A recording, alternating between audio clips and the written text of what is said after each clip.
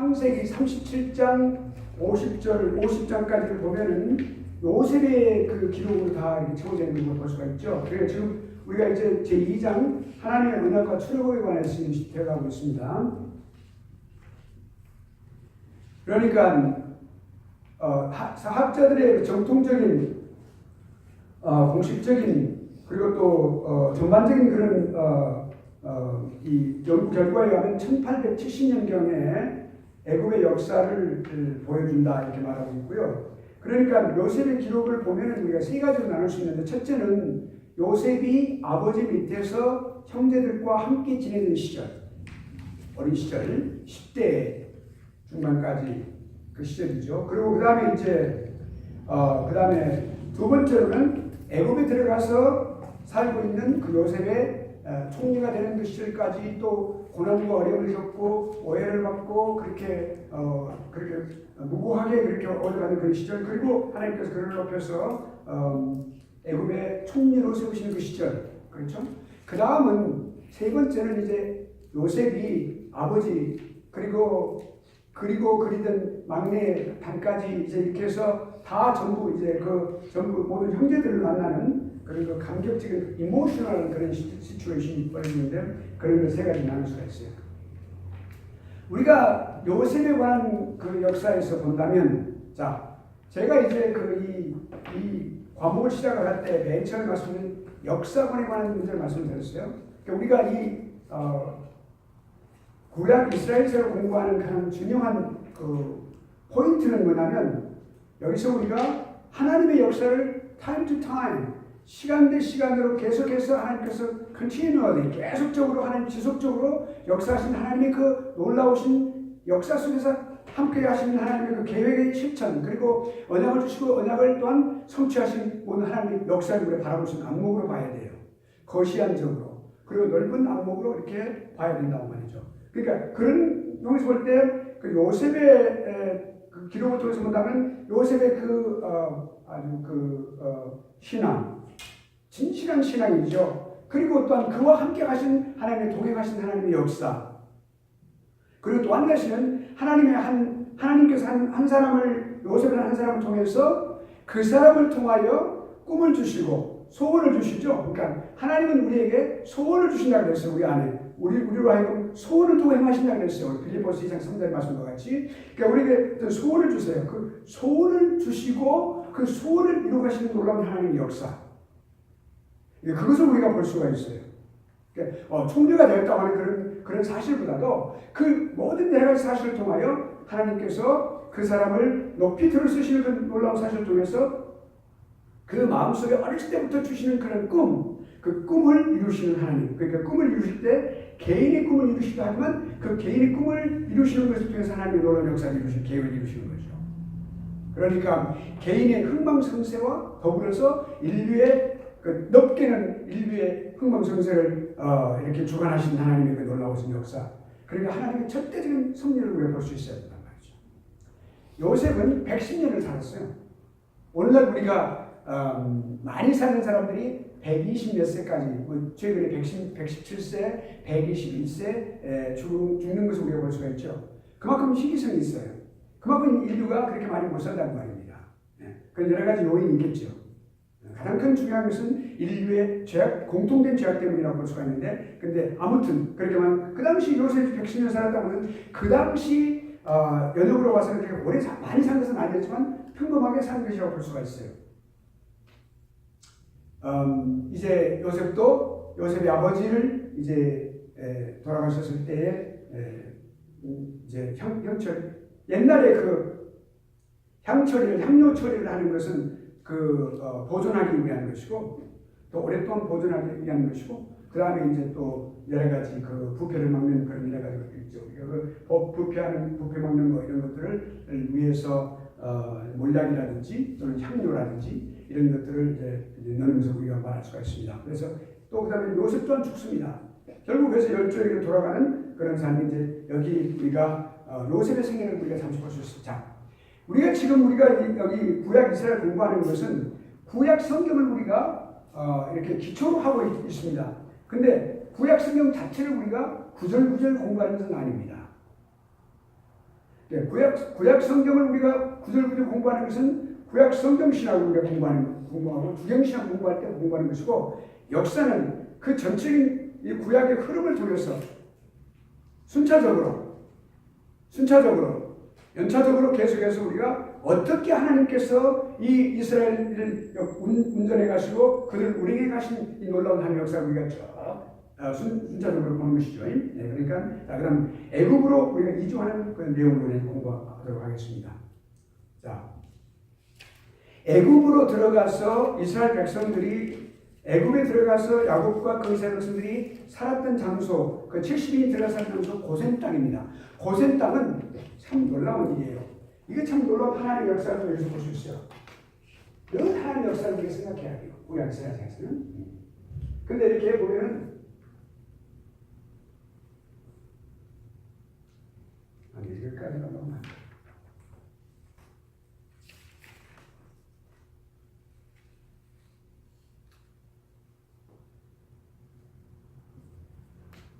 여기가 이제 홍해 건너는 홍해입니다. 여기가 지금 현재 여기가 사우디아라비아, 이라크 이런 지역이 살고 있는 데죠. 그리고 여기가 이제 여기가 지중해고, 위에 보면 이쪽에 이제 흑해가 있죠. 이렇게.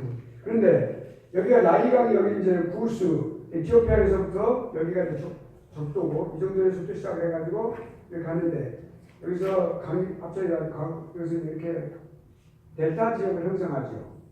근데 이 델타 지역이 세계적으로 가장 유명한 비호감 땅이라는 거 아시죠? 지난번에 우리가 여기서 이렇게 해가지고 이 지역이 아주 fertile crescent, 그러니까 비옥한 소센탈 지역이라고 말씀드렸었죠. 그런데 오른쪽에는 메소포타미아 지역이고요, 유프라테스와 티그리스 강이고, 여기는 나일강이 있고, 그 지역에 여기 지금 여기가 애국이 이 정도까지 딱 이렇게 국경이 있어요. 이렇게 거기가 이 정도 되겠죠. 이렇게. 근데 바로 여기 끝부분, 이 부분, 여기가 고센 지방입니다. 고센 지방. 근데 이 지역이 이만큼 넓어요. 그런데 거기에 나암셋이라고 그 하나의 섬이었어요. 여기가 이제 수도가 됩니다. 나중에. 근데 이 지역에서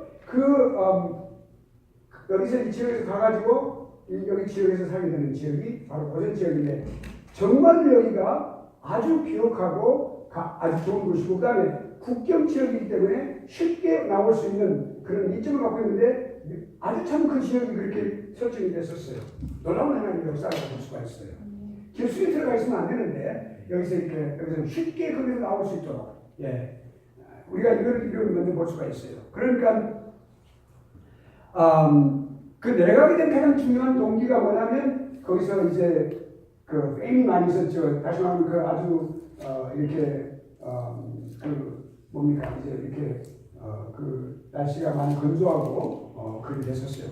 그런 지역에서 있었기 때문에 기근으로 인해 가지고 가게 됐었죠. 그러니까 그때 거기서 이제 그 당시 바로가 있을 때에, 그 당시 바로라고 하는 것은 우리가 파로, 바로라고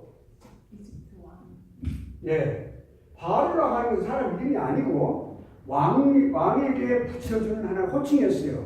바로라고 하는 말은 파로. 그 바로라고 하는 말은 반드시 붙여줄 때 모든 왕들이 바로라고, 그렇게 바로 누구누구 아메노텝 2세, 또 투트모스 2세, 바로 누구누구 이렇게 바로 앞에다 붙였으니까 황제 누구라는 그런 뜻이에요. 그러니까 그래서 그 바로가 있을 때 그런 데 와서 있는데, 그 다른 족속들도 와서 그렇게 살도록 그렇게 허용을 했었어요. 이 안에 들어와서 그렇게 해서 이제 그 노예 생활도 많이 하고 그랬었는데, 그래서 그렇게 왔었어요. 하나님께서 사실은 애굽의 가족들을 이렇게 거기에 오게 하신 것은 궁극적으로 하나님께서 아브라함에게 너희가 이방족에게 가서 400년을 살 것이다 라고 말씀하셨어요. 그런 말씀을 바로 이루시기 위해서 하는 것이었는데, 나중에요 애굽에서 들어가서 살게 되고, 그들이 노예 생활을 하기 때문에 마치 아주 힘들었었지만은 그런 과정 속에서도 거기에는 놀라운 하나님의 역사가 될 수 있다는 사실을 우리가 알 수가 있어요. 그 두 가지 이유인데 그들이 노예생활함으로써 빨리 애굽을 탈출하고 나가려고 하는 그런 마음을 그들에게 심어준 그런 가장 중요한 동기가 되었고, 두 번째는 그들이 노예생활함으로써 육체적으로 많이 단련이 됐었어요. 40년 동안 광야에서 사막지대와 같은데 그 광야지대에서 그들이 육체적으로 그 혹독한 기후와 여러 가지 많은 온도차, 그리고 여러 가지 많은 지역적으로 열악한 그런 상황 속에서 이길 수 있는 그런 체력을 그렇게 그들이 갖게 되는 건 중요한 계기가 됐단 말이에요. 그러니까 하나님께서는 모든 것이 합력하여 서로 이루는 하나님의 역사를 우리가 볼 수가 있죠. 늘 그런 관점에서 우리가 역사를 봐야 됩니다. 그런 그게 많은 해답을 우리가 얻을 수 있어요. 그 다음에 애굽 왕조와 이스라엘 관계는 매우 중요하다고 했어요. 자, 그럼 보면은 그 시기를 한번 볼 수 있어요. 요셉을 알지 못하는 세 왕이 들었다 그랬어요. 그 왕이 누구냐면 그 아브라함과 이삭과 야곱의 시대가 이제 지납니다. 3대 족장 시대가 지납니다. 그 12아들로부터 이제 새로운 시대가 시작되는데, 요셉의 시대로부터 시작되는데, 그 요셉도 죽었죠. 그러니까 요셉이 죽은 이후에 요셉을 알지 못하는 세 왕이라고 우리 성경에 기록되어 있어요. 그런데 거기 보면은 그 왕조의 이름이 힉소스입니다. 힉소스. 이 힉소스는 우리 애굽의 역사 속에서 이스라엘 민족과 애굽과 더불어서 매우 중요한 그런 관계를 갖고 있는 그런 왕조였었어요. 힉소스. 그러니까 우리가 이스라엘 백성들과 그 애굽과의 관계 속에서 관계된 왕조들이 약 12조 왕조부터 우리가 볼 수가 있어요. 12조 왕조부터 볼 수가 있는데, 여기 힉소스 왕조는 15조 왕조, 16조, 그렇게 17조까지 그렇게 거기 해당되는데, 여기 이제 1650년 BC 1650년이 힉소스 왕조가, 이 힉소스 왕조는 참 독특한 사람들입니다. 셈족이에요. 셈족. 이방인들이에요. 아시아로부터 왔어요. 그 이스라엘 애굽이 12왕조 이럴 때 그 13조, 14조 이렇게 왕조가 있을 때 그렇게 많이 그렇게 막 여러 가지 많은 그 정치적인 여러 어려움으로 인해서 혼돈을 겪고 있고 그런 미약한 상태에 있었어요. 그때에 이 셈족이 왔는데, 이 셈족은 굉장히 문명이 발달된 청동 시대의 그 아주 놀라운 그런 그 문명을 누리고 있는 사람들이었어요. 병거가 있었고 전차도 있었고요. 그다음에 청동으로 만든, 그리고 아주 화살도 있었고, 그래서 아주 굉장히 강한 무장을 한 그런 군대로 이 애굽 왕조를 완전히 그냥 탈출을 했어요. 그러니까 15조 왕조부터 17왕조까지 그렇게 해서 힉소스 1650년에. 그런데요, 놀랍게도 여기 힉소스 왕조가 수도를 세운 것이 바로 라암셋입니다. 이게 놀랍게도 말이죠. 딴 데도 아니고 바로 그 국경지대의 그 라암셋, 고센 지방에 있는 라암셋은 고센 지방에 있는 한 성의 이름이에요. 수도 이름입니다. 근데 거기다 싹 수도를 다 정했어요. 그러니까 이 놀랍게도 이 자연인 이방 민족인 히브리인을 이 힉소스 왕조는 애굽인도와 또 완전히 멸망시켜버렸는데, 히브리인쯤이야. 이 히브리인쯤은 그냥 아주 노예로서 손쉽게 그들이 밑에 하수인으로서 그렇게 살아있는 그런 민물에 처한 거죠. 그렇게 됐었어요. 그러니까 그들은 피치 못할 그런 상황 속에 운명적으로 그렇게 거기서 히브리인들은 거기서 노예가 됐었어요. 그런데 여기 라암셋을 힉소스 왕조가 왕궁이라든지 또는 이렇게 성을 건축할 때 거기 벽돌을 만들었었어요. 우리 성경에 나오죠? 그 벽돌을 만드는데 그래서 거기서부터 시작된 거예요. 15조 왕조 때부터. 그러니까 430년은 약 한 4대 정도에 해당되는데 엄청나게 이 이스라엘 백성들이 아주 거기서 노예 생활하는 거예요. 아까도 말씀드렸지만 그 노예 생활에 아주 유익한 점이 있었다고요? 그들은 빨리 그것을 탈출하고 싶은 하나님 앞에 계속 부르짖었어요. 그 족장으로부터, 야곱으로부터 그 아들들에 이르기까지, 요셉을 제외하고 아들들에 이르기까지 다 모든 사람들이 그분을 요셉까지 다 합해졌었죠. 근데 그 신앙이, 그들이 유일신 사랑을 갖고 있는 그 신앙을 갖고 있는 사람들이 그렇게 어렵고 힘든데 여호와 하나님을 찾는 것은 당연한 것이었었어요.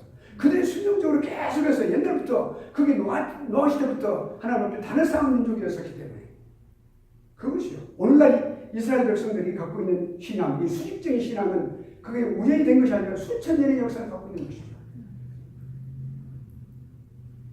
그러니까 그들이 노예신부를 만들었을 때, 그리고 또 노예신부를 만들 뿐만 아니라 아주 음모를 꾸며가지고 그 밑에 있는 모든 신세는 다 죽여버리고, 죽이고 그 명령을 갖고 벽돌 굽는 절을 그때부터 시작했는데, 나중에 익수스 왕조가 이제 끝나고 다시 애굽의 왕조가 18왕조가 들어섰을 때도 더 강하게 그 18왕조는 나중에 이 모세를 통해서 이 민족을 갖다 규합하고 그래가지고 거기서 이제 이스라엘 민족이 거기서 이제 그 출애굽하는 그런 시절이었는데 그때까지 계속됐었어요. 그리고 그때는 이미 이스라엘 민족은 고센 땅뿐만 아니라 이미 민족이 많이 퍼져가지고 애굽에 여기가 애굽인데 애굽이 두 가지 있었어요. 여기가 사막이 있었고 위에 사막이고 여기가 상하 그랬어요. 그러니까 애굽 두 개로 나눠져 있었어요.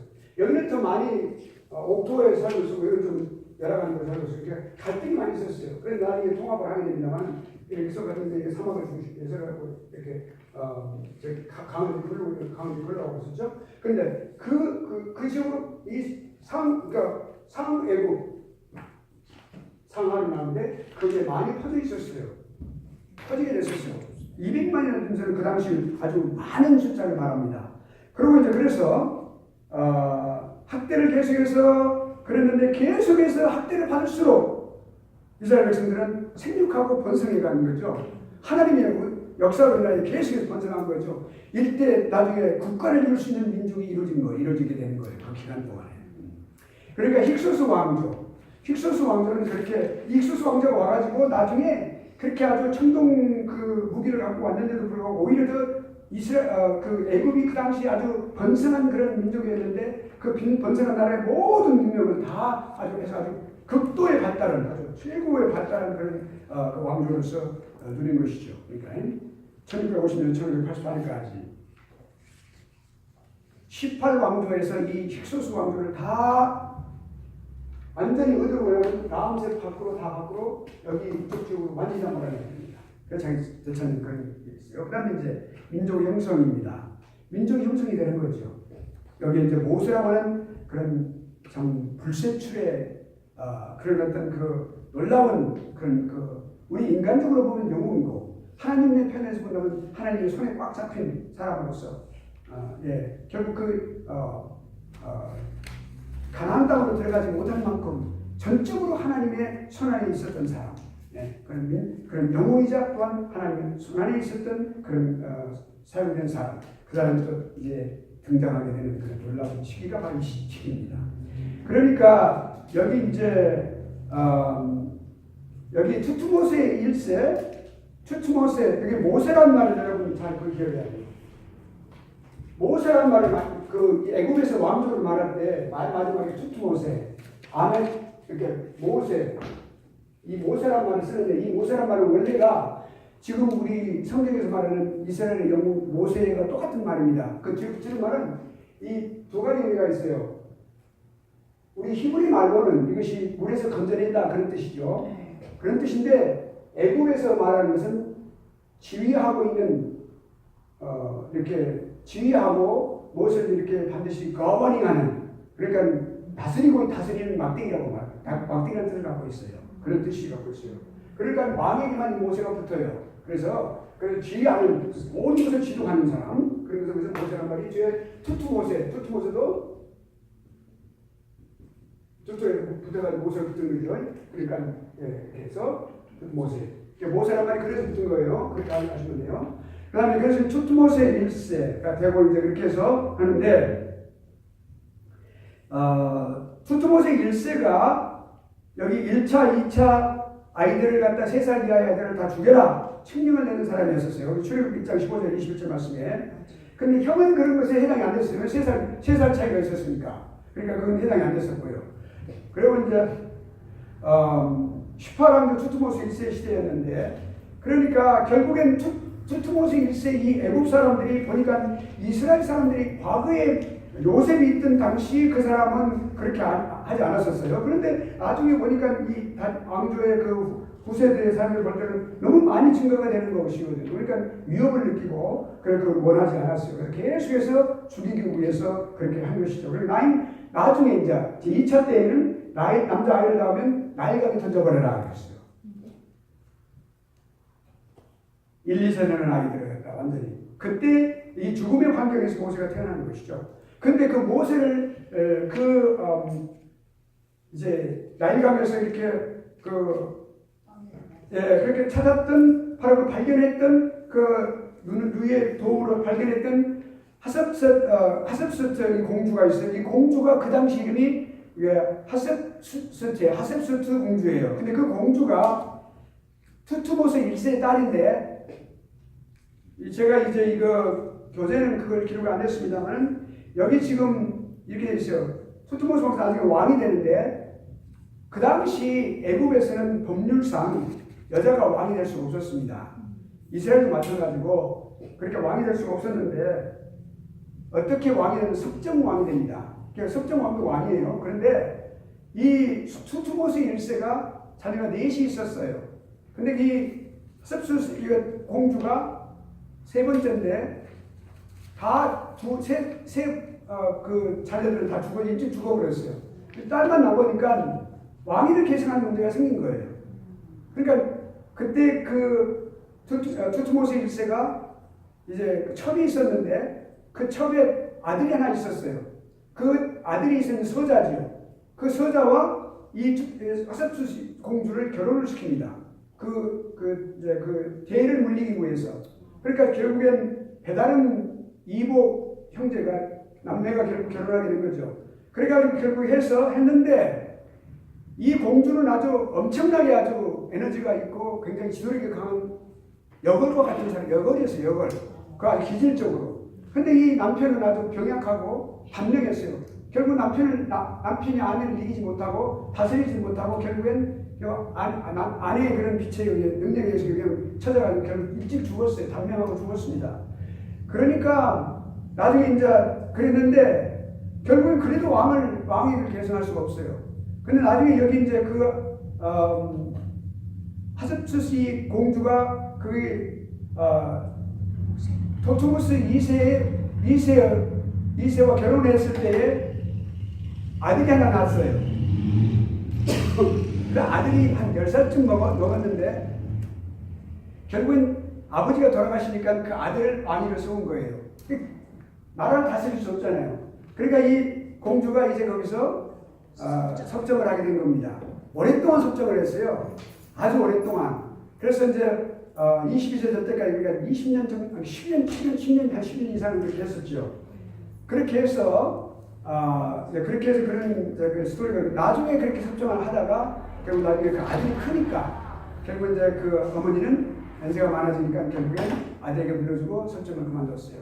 그런 이야기가 지금 이 공주에게 이 모세는 아주 극도의 절제된 그 애굽의 왕궁의 교육을 받아서 최고의 지성인이 받는 그 교육을 다 받았어요. 그러니까 결국엔 그 모세하고 여기 그 하셉수스 공주의 아들하고의 나중에 갈등 문제가 생깁니다.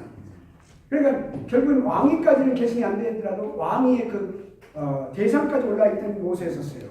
그런데 결국엔 어느 기록에 보면은 그게 아주 상장군으로 있었다고 그렇게 돼 있어요. 그 모세가. 그런데 결국엔 그렇게 되니까 결국엔 이 모세가 거기서 미움을 받고 애굽에 하나 죽이고 그랬을 때 투투모스 2세가 죽일 수 있는 그런 중요한 근거가 됐어요.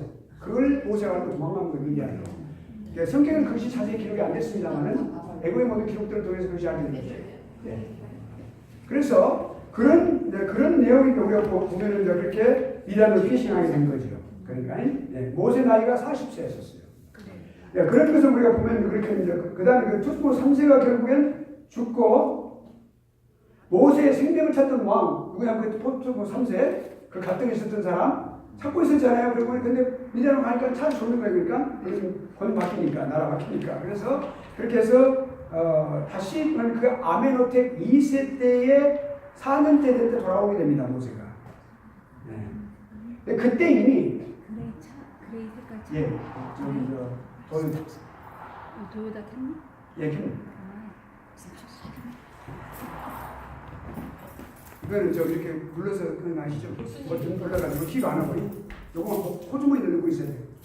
눌러가지고 그 브레이크 누르고 이제 같이 누르고 그러면 시동 켜줍니다. 자, 그러니까 그런 상태에 있을 때에 그 경쟁자였던 투투모 3세가 죽었어요. 죽고 나서 출애굽기 2장 15절 이하 말씀을 보면은 우리가 다 찾아와야 되는 걸 시간을 못 찾습니다. 그래서 그 모세의 책명을 찾던 죽음, 그 왕이 죽었어요. 왕이 죽었어요. 그리고 나서 아미노텍 2세가 즉위가 되어가지고 4년 후에 모세가 거룩사를 이루어진 것 같습니다. 그러니까 하나님은 그러니까 이 역사를 이렇게 딱 보면은 모든 것을 안전하게 하시고 준비하시고 적절할 때 하시고 그리고 인간의 그 어렵고 힘든 상황에 극도에 달할 때 그때 하나님을 찾게 하시고 이렇게 여러분 하나님은요 한치도 오차가 없으신 분이시고 놀라운 우리 아버지가 되시는 분입니다. 그래서 하나님께서 민족의 지휘자로 모세를 세우신 거예요. 우리 아버들도 세우셨어요. 이 시대가 어느 시대입니까 지금? 미국이 말이야 동성연애 막 이렇게 해가지고 막 잘못 가는 시대 아닙니까? 그 마음속에 고민을 해야 돼요. 비록 모세와 같은 존재는 아니라 할지라도 하나님 모세 같은 존재가 될 필요는 없어요. 민족의 지도자가 될 필요는 없어요.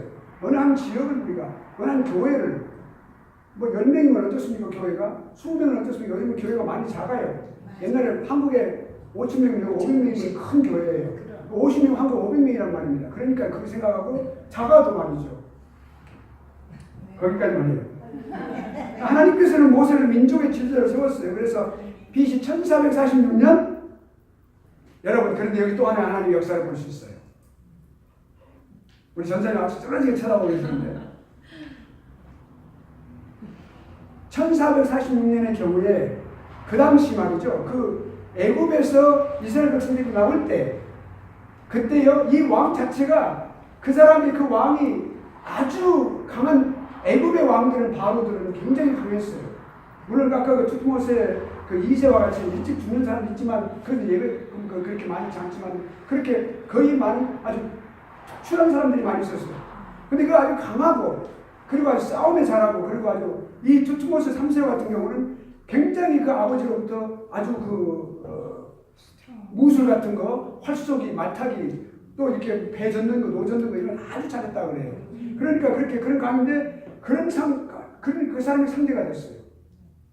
그러니까 하나님께서는 그냥 내버리지 않겠다는 분명히 알고 오히려 더 하나님께서 두 가지예요. 그걸 알고 계셨을 뿐만 아니라 하나님께서 그 사람을 더 강팍하게 하신 거죠. 왜냐하면 두 가지 이유가 있어요. 거기서 하나님이 온전한 유일하신 하나님이라는 사실을 만천에 알려야 있다고 그러셨어요. 하나님 그렇게 말씀하셨어요. 이제 너희가 내가 여호와인 것을 알 것이다. 여호와는 전능하신 하나님이라는 것을 알 것이다 라고 하셨어요. 그래서 그러신 것이죠. 그리고 또 하나는 그 강한 시기에 이스라엘 백성들이 나올 때 그들에게 역사에 전무후무한 놀라운 출애굽이 되는 것을 보여주기 위해서 기록이 되고 그리고 이스라엘 백성들이 그것을 기억하게 하시는 거죠. 이스라엘 백성들이 그것을 기억해야 돼요. 얼마나 그들이 나올 때 극적으로 나왔는지. 애굽의 재산 모든 거 다 몰아가지고 나왔잖아. 부족대같이. 그러니까 그 강한 상대로 하나님께서 10번의 그 이적을 행하시고 그들을 나오게 하신 거죠. 자, 이것이 이스라엘 민족의 출범입니다. 이스라엘 민족은 그런 아직 국가는 없었어요. 이스라엘 민족은 시작된 거예요. 민족이 나온 거예요. 국가가 나온 거 아니라 민족이 나온 거예요. 국가는 나중에 이제 다윗 때가 때에 싸울 때 왕조가 시작됩니다. 아직 많은 세월이 지난 거예요. 그때는. 그런데 지금은 이제 민족이 시작된 거예요. 개척교회가 시작되려면 성경공부 그룹부터 시작되는 거죠. 교회라는 이름 안 하는 거예요. 처음부터. 그냥 성경공부 모임이에요. 그래서 시작되는 거죠. 이렇게. 그런데 자 12지파가 단일 족장에서 누구예요? 아브라함, 그 다음에 이삭, 그 다음에 야곱의 단일 족장으로부터 12족장으로 쫙 지파로 퍼지게 된 것이죠. 그 440년 동안 그들은 생육하고 번성하여 200만이나 되는 그런 놀라운 민족이 되어서 나가게 됩니다. 여기 지금 제가요, 여러분 교재를 보시면 창조 연대를 갖다가 내가 다 설명을 했어요. 이거 여러분 밑에 각주 밑에 보시면 그건 아주 중요한 자료들이니까 여러분이 가서 꼭 읽어보세요. 예, 근데 설명 다 안 해. 그러면 그것이 이스라엘 민족의 놀라운 그 의미 있는 출발인데요. 그러면 언약의 말씀이 성취가 되는 것을 말하는데 우리가 봅시다. 언약을 한번 봅시다. 창세기 12장에 보면은 내가 너로 큰 민족을 이루게 할 것이다라고 말씀하세요. 또 창세기 13장에 보면은 내가 네 자손으로 땅에 티끌같게 할 것이다라고 말씀하시고 계세요. 또 15장에 보면은 하늘을 우러러 물결을 셀 수 있나 보라. 또 그에게 이르시되 내 자손이 이와 같으리라 말씀하신단 말이에요. 또 17장에 보면은요. 너를 심히 번성케 하리라 말씀하시고 또 22장에 보면은 내 씨로 크게 성하여 하늘의 별과 같고 바다의 모래와 같게 하실 것이다. 누누이 하나님께서 약속의 말씀을 하나님의 말씀을 족정되게 주셨어요.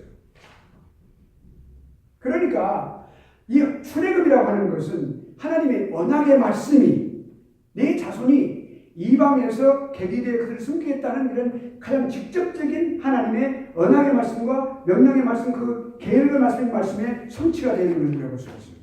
언약의 말씀의 성취예요. 출애굽기 12장에 보면 이스라엘 자손이 애굽에 거하던 지 430년이라 그 말씀이 그리 나오고 있습니다. 그것이 분명하게 우리에게 언약의 성취가 되는 이루어지는 것을 우리가 볼 수가 있습니다. 다음에 이제 역사적인 시대를 한번 좀 우리가 뒤돌아봅시다. 처음에 족장 시대예요.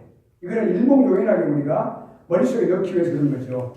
아브라함부터 야곱의 12아들 시대까지 그 시대까지 함께 살았죠. 야곱하고 같이 살았죠. 두 아들들 그 시대까지. 그리고 이제 애굽 시대, 야곱이 애굽에 내려가서 거기서 출애굽할 때까지 그 시기가 430년 시기. 팔레스타인 정복 시대는 광야 시대부터 가나안 정복까지 약 40년의 시대가 바로 그 시대입니다. 그거 한 시대를 우리가 보고 있어요. 그 다음에 들어가서 거기서 사사시대가 바로 이어지죠. 가나안 정복해가지고 그를 계속해서 실패하는 시기예요. 사사시대고요. 사사시대는 사사를 하나님께 주신 이유는 하나님께서 그 사사를 주신 이유가 있어요. 그들이 그 시대에는 자기의 소견대로 그렇게 행하다가 그렇게 했어요. 자기 마음대로 그렇게 했어요. 예. 그리고 나서 이제 그들이 계속 하나님 앞에 막 이렇게 뭡니까 이렇게 막 하나님 앞에 왕을 주세요 막 그렇게 합니다.